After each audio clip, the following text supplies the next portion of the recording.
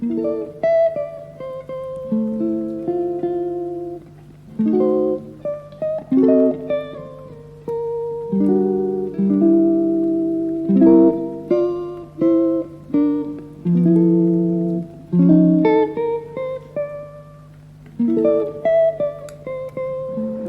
that's bitter. I did say I wanted a bitter coffee today, and I did not hold back. What's up, guys, and welcome back to another coffee talk. I think we need to talk about the Grammys. I think we need to talk about a lot of things. I think we need to talk about the Tortured Poets Department. I got that right? I think I did. I keep on saying it wrong. We need to talk about TPD. We need to talk about Taylor, and I'm a little hesitant. I'm a little afraid, I'm not gonna lie. Shopify is the global commerce platform that helps you sell at every stage of your business. So anybody listening out there, if you have a gift, if you have an eye for something, if you have an idea of something you want to sell, Shopify is the place to do it. So if you are interested, if you want to open up your own shop and really open out your gifts to the world, right now you can sign up for a $1 per month trial period at shopify.com/KCTalk. And that's all lowercase. So go to shopify.com/KCTALK and you can grow your business no matter what stage you're in. Again, that's shopify.com/KCTalk. Mostly because, okay, you know what? No, you just gotta be yourself, okay? I'm just gonna give myself a little pep talk before I jump in today. This is like I'm about to jump off a cliff into like a giant body of water. I still have to like pep talk myself into it a little bit, you know? The adrenaline rush. So let me say first and foremost, I have been a Swiftie since Teardrops on my guitar. I will always be a Swiftie, okay? I will always listen. Album's gonna drop. I'm gonna do a reactions video. I'm gonna listen to it, probably gonna listen to it a million times over. Love that we're getting an April album, by the way. Normally we get October albums. So excited for a little bit of spring, even though it's giving, actually, you know what? Poet? I don't even know what it's giving. I truly don't know what to expect that it's going to give, because I was wrong when Midnights dropped. It was not giving the vibe I was originally hoping for, but I also loved Midnights. I'm a Midnights lover. I know some people don't think it was like one of the best albums. I loved it. I love me some synth pop. Shoot me. But yeah, I don't know what to expect, because I thought it was going to be like the sultry sister to folklore. But it seems from the title release that it's actually not. I mean, we have Post Malone, which, by golly gee, she's starting with a feature with Post Malone, and that I was like not what I was expecting at all. But I love Posty, so I am excited, but I'm just like have no idea the musical vibe we're getting from this album at all. We also have a song with Florence the Machine. Actually, I should pull up the song titles. I'm going based off memory right now, but Fortnite featuring Post Malone, The Tortured Poets Department, My Boy Only Breaks His Favorite Toys, which sounds like a song I could have written about my toddler. Just the title. Down Bad. Like these don't, for whatever reason, I thought we were getting like poetry. These don't sound necessarily poetry, but I am fully willing to let Taylor surprise me. She normally does. So Long London. There is no guessing there with that song. We are done with London Boy. But Daddy, I Love Him, which made me think of The Notebook. There's a line in The Notebook where she's like, but Daddy, I love him. But then someone pointed out that it's actually from The Little Mermaid. So I'm really curious what we're going to get with that one. Fresh Out the Slammer. If this is going to give, and again, I know fellow Swifties, we are all our own version of a Swiftie, okay? Some Swifties are lovers. I'm not a lover. I'm a midnight lover. Some aren't midnight lovers. You know, we all love our versions of Taylor, and that's great. So please don't hate me when I say that No Body, No Crime is not on my top list at all. It's actually probably pretty low on my list of songs. And Fresh Out the Slammer is giving No Body, No Crime. You know? Florida! Exclamation with Florence the Machine. Guilty as sin? Who's afraid of little old me? I can fix him. No, really, I can. LOML, which I don't know why, but that always makes me think of like the rock on sign. It just looks like a bunch of knuckles with two fingers up there, like, and I did have to Google this. I felt very millennial, but it means love of my life. But it's also weird because all the other songs are capitalized, and then LOML is not. LOML is not capitalized.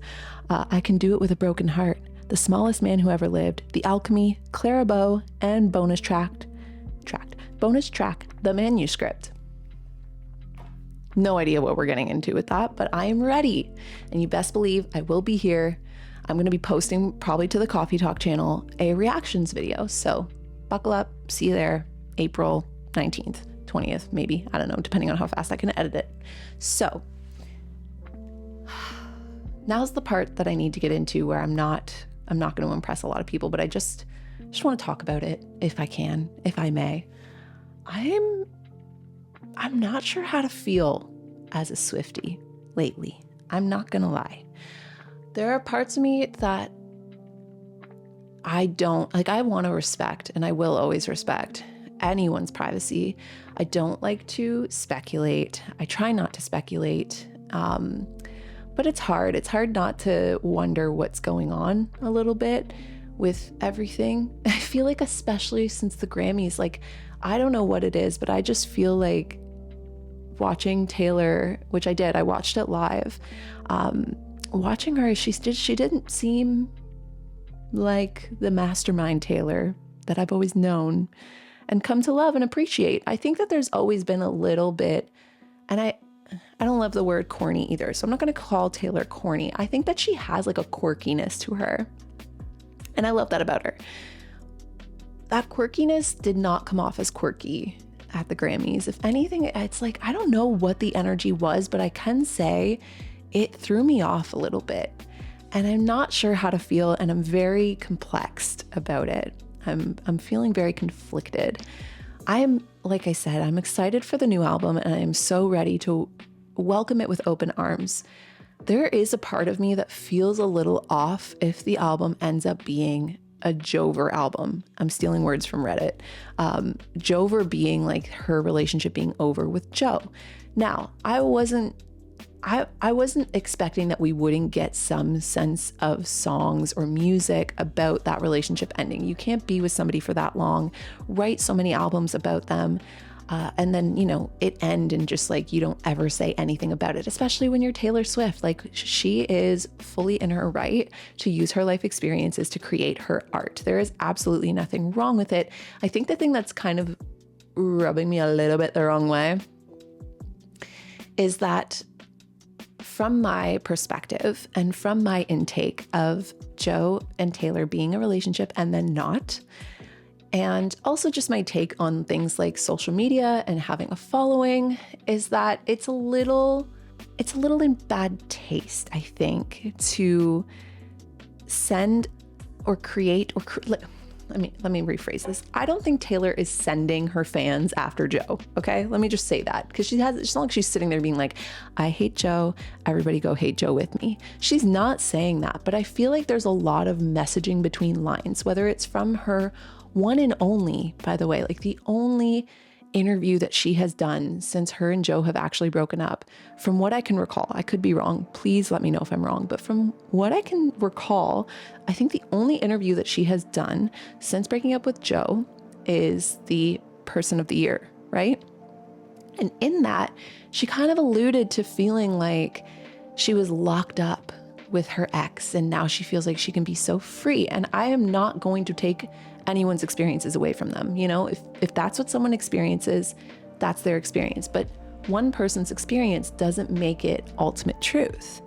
And it conflicts a lot with previous things we have been heard or told through music or other interviews that, when she was with Joe, that her privacy, she was enjoying that they had it just for them, and that she didn't feel like she had to like portray herself to the world. And in a lot of ways, I think there is a part of me, and this is very parasocial of me, but I was really, really loving Taylor in the folklore-evermore era. That was probably like my favorite Taylor era in a very long time. Not to say that I don't want the girl to be bejeweled. Go be bejeweled. It's just like, I loved the maturity of the albums. I loved the songwriting of those albums. And I loved Midnights too in a very different way. But I could listen to like Folklore-Evermore or folk indie Taylor for the rest of my life. I love folk indie music, so it felt so right to get that gift of folk indie music from Taylor. It's just, I think, throwing me off a little bit that it was all for so long about the love that she had with Joe. And I mean, in hindsight, some of the songs were definitely showing or alluding to some issues, but every relationship has issues. But to turn around and now be like, oh, I was like locked up with this guy, he didn't really, love me or want to display his love for me, it's just conflicting with previous messaging. So I'm a little like, I'm open to going into the album. Maybe it's not about Joe at all. I mean, there is a song called So Long London. Still open to hearing about it. I think what will turn me off is if this album really is like a hit album on Joe. Like, I mean, creating a narrative where he is the villain. I think that would throw me off. I'm pretty sure that would put a bad taste in my mouth a little bit. Because here's the flip side of this, right? Joe hasn't said a word.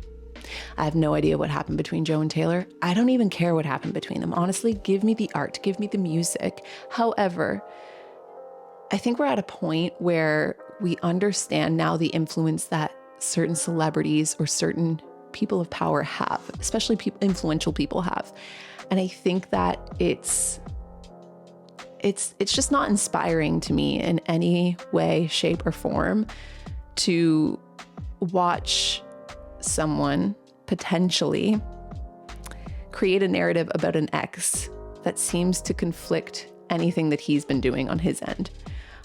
In my eyes, and again, this is where I start to border a line because I'm posting this online where I'm like, I don't want to speculate. I really don't want to speculate. It makes me uncomfortable. I love Taylor. But Taylor is a human being. And I just feel like maybe, possibly, that things since the Joe breakup have been a little bit, when you go through a breakup and you're not dealing really well and you're trying to deal really well and maybe you think you're dealing really well, but then you get over it finally like a year or two later, and in hindsight you're like, wow, I did not deal with that well. That's human. That's like very normal to experience. And from my perspective, I feel like that might be what we're seeing here. That's what I feel like I'm seeing here, is that maybe Matt Healy, maybe even just a lot of choices that have happened since, last year, they're all very hard for me they're just like, I'm finding it hard to process as a Swiftie. I'm finding, and this also, again, she owes me nothing. I owe her nothing. I love her music. I'll always love her music. I'm finding it hard to defend her. Like when Taylor Swift comes up in conversation and people are like, you know what? I don't really like that she's doing this or that. I'm like, I get that. I totally understand, but I love her music. So I don't mean to beat around the bush here. I guess what I'm getting at here is that like lately I've been seeing a little flares in her personality, specifically at the Grammys. Like that's where it really, really solidified for me, where I was officially like, oh gosh, I don't know how to feel anymore. Like I had these hints of that feeling and I was trying to like repress them and I was trying to kind of push them away. And I was like, let the girl shine, like let the girl take up space. Like I love that. And I've been so inspired by that lately.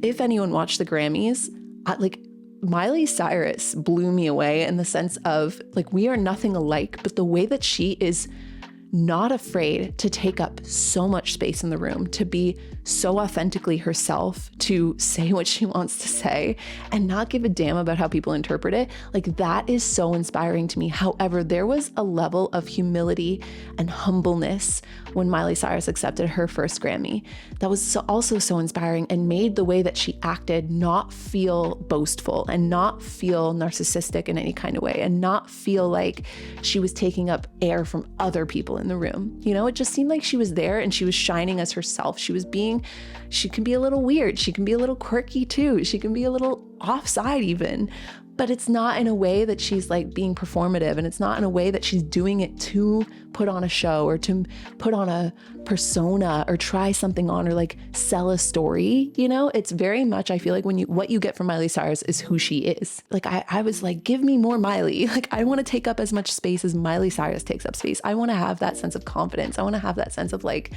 this is who I am. Take it or leave it. That's not what I'm getting from Taylor. And it's like, this is the part that's hard to swallow. Like when she got up, I genuinely think there could have been so many other better times to announce a brand new album than at the Grammys. That's where I feel like, and again, it's not that I'm saying I want Taylor to play small. I don't want her to play small. It's more so like she is definitely at the peak. She is at the top of the top in terms of the industry of music and pop culture right now. And she could announce her album in any other way. I'll give you another example. Another person I love and who also announced an album, Casey Musgraves, right? But it wasn't done in a way, at least unless I missed it. She just like subtly, quietly announced her album on Instagram. Tracy Chapman, Luke Combs, Fast Car. That's when I started watching the Grammys. So maybe I missed it if Casey did announce it at the Grammys. That is totally fair. But even then, that would almost kind of make it worse because then Taylor kind of like trumped it. I just think that she has so much power and so much influence right now that she could have easily posted on Instagram after the Grammys and it would have blown up just as much.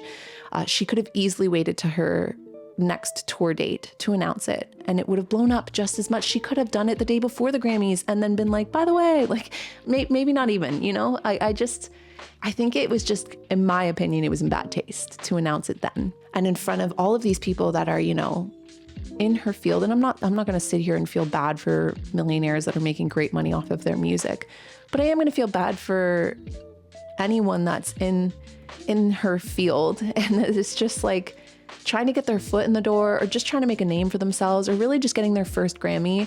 And here we have Taylor, who has so many and like is literally all eyes are on Taylor right now in the world. And it's just like, can we read the room just a little? Like, can we have space for others? Like, I don't know. Let me know your thoughts. A tale as old as time is that I used to have a brand called All Things Coz, and under that brand, I sold cozy merchandise of sweaters, of mugs, of fun little knickknacks that I felt like were cozy that really fit my old brand. And I was able to do all of that because of Shopify. Shopify is the global commerce platform that helps you sell at every stage of your business. So anybody listening out there, if you have a gift, if you have an eye for something, if you have an idea of something you want to sell, Shopify is the place to do it. Whether you are starting from scratch and this is going to be your first online store, or you're going from a physical store, maybe you already own a business and you want to bring it to the online realm, then Shopify is there to help you grow. You could be selling scented soap or offering, cozy wear. Maybe you do want to sell things like mugs, or maybe you have journals, or maybe, I don't know, there's so much creativity out there and you can use something like Shopify to really enhance your gifts, enhance what you have to give to the world. And the great thing is that Shopify helps you sell everywhere, from their all-in-one e-commerce platform to their in-person POS system. Wherever and whatever you're selling, they can help you do it. Shopify can help you turn people just browsing into people that are buying and purchasing your gifts. They have the internet's best converting checkout, and it's 36% better than other leading commerce platforms, which is super interesting. And I can definitely back it in the sense that Shopify was so easy for me to use. It was so easy for me to understand as a noob in the online shop world. And I really loved the interface of it, even to the point that I no longer have the shop open, but I'm still using the blog section of it and building the blog section of it. I will never give up my Shopify store in case I ever do dabble back into opening things up. And that's the thing I love about Shopify, is that not only is it easy to use and easy to understand, but it really is there for each stage of your business. I've gone forwards and backwards with my brand and my business. I no longer have that brand anymore, but I still have my Shopify store and I still keep it for whatever my projects or my goals might be professionally next.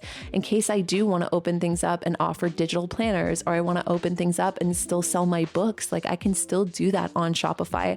And it's there with me through all of the transitions and changes of my business and my brand. So if you are interested, if you want to open up your own shop and really open out your gifts to the world, right now you can sign up for a $1 per month trial period at shopify.com/KCTalk. And that's all lowercase. So go to shopify.com/KCTALK and you can grow your business no matter what stage you're in. Again, that's shopify.com/KCTalk.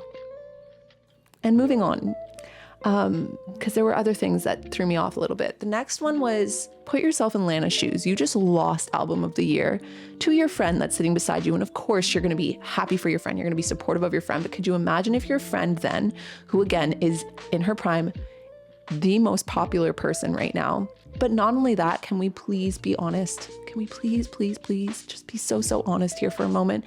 Taylor is definitely getting some inspiration from Lana. She has said that herself. She has featured Lana, but even prior to that, Folklore, I remember the first time I heard Cardigan, I was like, ooh, this is kind of Lana like coded, you know? So can you imagine if your good friend in the industry just won album of the year over you?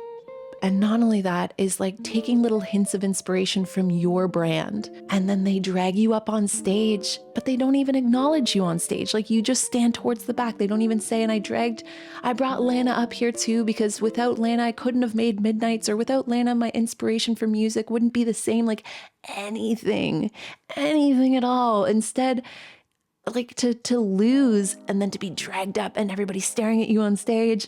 It was just it was odd. It was weird. I just felt so bad for Lana. Furthermore, F you Grammys for never giving Lana a Grammy. What is that? Also, it's a separate conversation. And like, I'm only just becoming a Lana Del Rey fan. My best friend Larissa has been trying to get me on board for a very long time. And I'm just like, I'm getting there.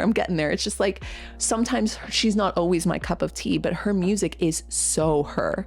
And even the titles, some of the titles on like the Tortured Poets department, I'm like, I had to ask Larissa, I was like, is it just me, or are these like a little Lana infused? Like there's some vibes going on here that are, I love that Taylor's willing to try on different hats, but like, you know, like you can't just plankton steal the Krusty Krab formula. You can't just like do that. I don't know. It's just kind of, again, I'm open. I'm just hoping I'm wrong about these things. Furthermore, lots of different things have come out since the Grammys, lots of different clips and different, you know, things that I've seen. And a couple things, again, have thrown me off so much. So the first being, and of course, I didn't touch on the Celine Dion thing. I don't even know what to think of that. I'll chop it up to feeling so overwhelmed in the moment and needing to not waste time. So just jumping onto the speech, but it was so weird. It was like, that is Celine Dion. Celine Dion is handing you an award, is just honored you with an award. Even to not just take it and just be like, thank you so much. And then to not go to the mic and be like, I can't believe Celine Dion just handed me this award. Like, I don't know, guys, I'm trying so hard to defend, but I have no defense. And apparently, take it with a grain of salt, the picture of Celine Dion and Taylor was orchestrated really quick backstage afterwards because Taylor's team knew that it was a misstep, that she accidentally, and I will give her this. I do not doubt that it was an accident, that she didn't mean to, like, you know, there was so much going on, lots of chaos, lots of commotion. I genuinely don't think Taylor was like snubbing Celine. I think it was an honest mistake, and her team immediately knew, we got to do some damage control here. But it's also just like, girl, you're a self-proclaimed mastermind. You are the queen in your field. Like, read the room. Like, it's so hard. It's so hard being a Swiftie right now. So a video also came out of Taylor going to take pictures with Boy Genius. I don't know the band Boy Genius very well, but again, I did see the clip, and it was hard to watch, mostly because it seemed very obvious that one of the bandmates was very upset. And from what I read, it was because they had just had an interview where they were calling out one of the people within the people that run the Grammys for very serious things, for very heavy things. And it looks as if, and again, I'm willing to take all of this as maybe we're just taking things out of context. Maybe we're only getting little clips and we're trying to fill in the gaps. But it looks as if Taylor walks up, realizes that something heavy just happened, or realizes that someone's upset and is like, oh, ha ha ha, like I thought you guys were going to do an interview about puppies. And it's the lack of reading the room. I'm like, what am I watching? This is supposed to be one of my idols right now.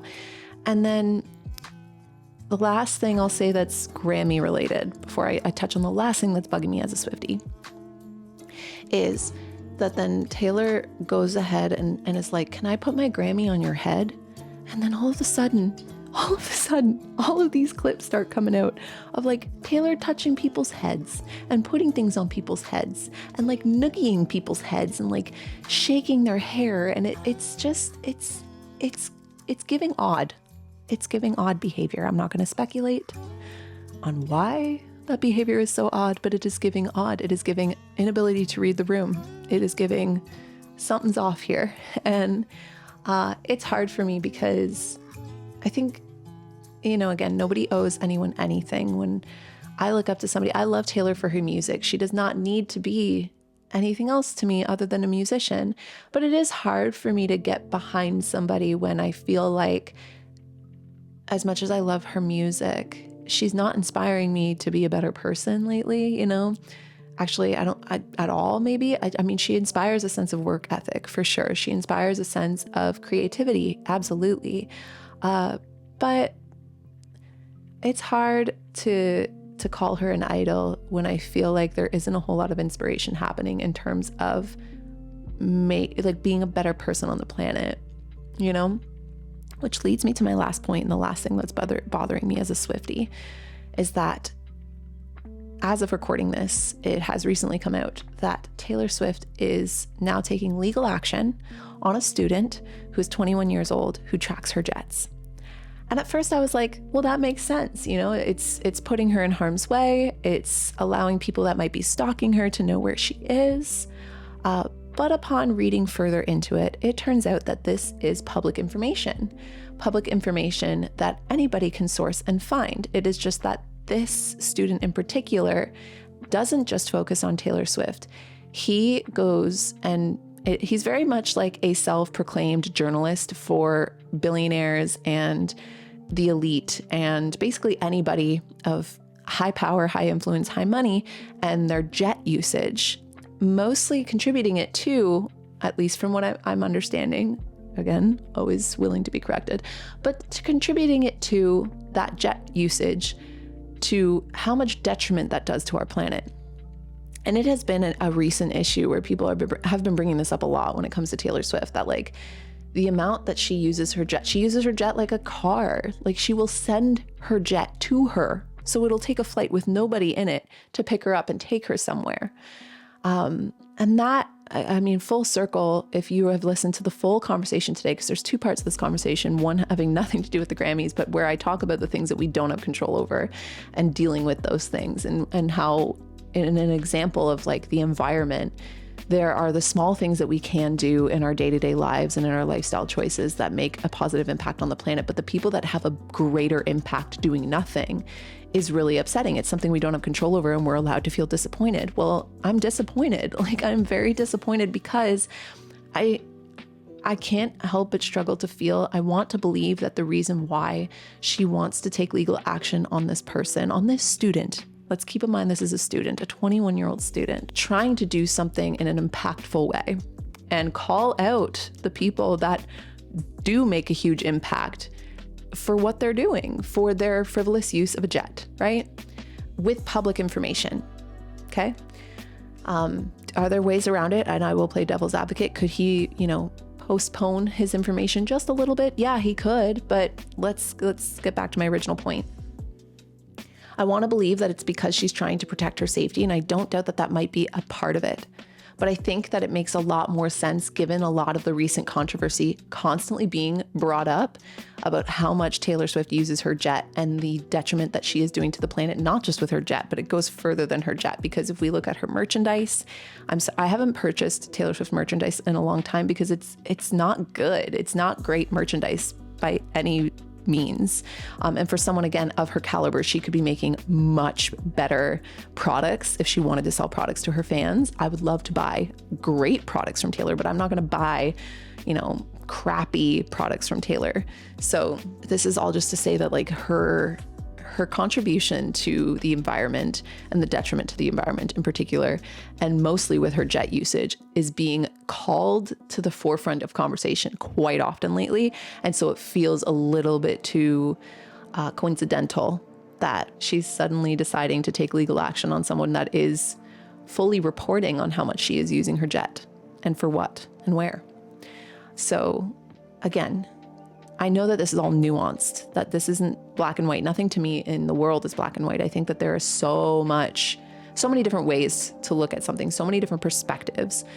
So I'm not going to sit here and say that, all the things that I just listed off that are bothering me as a Swiftie are ultimately wrong on Taylor's behalf. But I do think that there is room for improvement, room for reflection, perhaps on her end, not to be demeaning to Taylor in any sense. But like, as a fan, I think I'm struggling because I'm feeling disappointed. I'm still going to eat up the Tortured Poets department, but I'm not going to pre-order it. And last thing, also to in the speech announcing the album, be like, I'm going to go post it right now online. What that said was okay, so stop watching the Grammys and go focus your attention now on Instagram. It just, again, it was taking attention away from all the other stars in that room and all of the other artists in that room. Oh, and it bugs me. It bugs me because she could have just posted after the Grammys and people would have watched even more had she had said, keep a watchful eye tonight. I have a surprise later.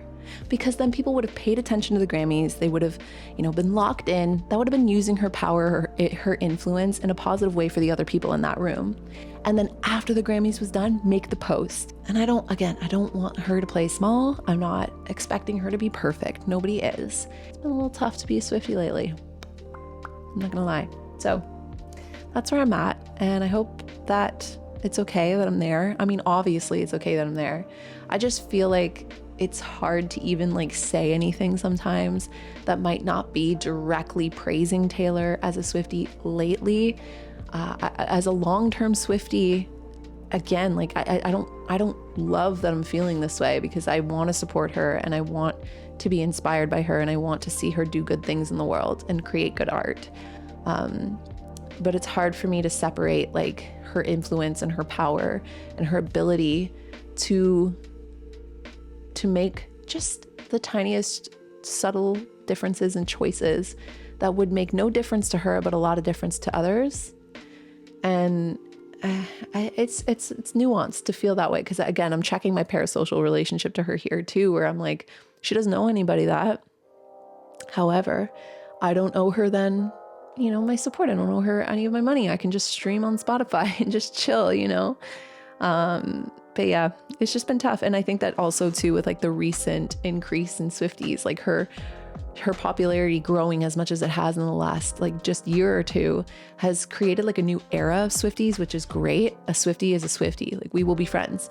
However, I think that there is a subtle difference between long-term Swifties, because especially maybe even older Swifties, because we're able to kind of hold the nuance of human beings and people not being perfect and kind of question some choices and some actions while still being a fan, versus having to die on the hill that Taylor Swift is amazing and she can do no wrong. Everybody can do wrong on the planet. And we're all entitled to feel the way we feel. Doesn't make us right, doesn't make us wrong, but that's just the way that I feel. So there you go. I'm gonna leave you there. I'm going to drink the rest of my cold coffee and close down this conversation because I've been talking for a long time. Let me know if you enjoyed today's conversation, and let me know just how you're doing, just as a general checkup. I kind of gave you a little bit of an insight as to how I've been doing lately, and it hasn't been as great, but I do have more fun things to talk about later this month, more fun updates to share with you guys later this month that are giving me a little bit of hope on the horizon. And until then, I'm going to keep decluttering my house. So, cheers, and I will chat with you all very soon. Bye, everyone.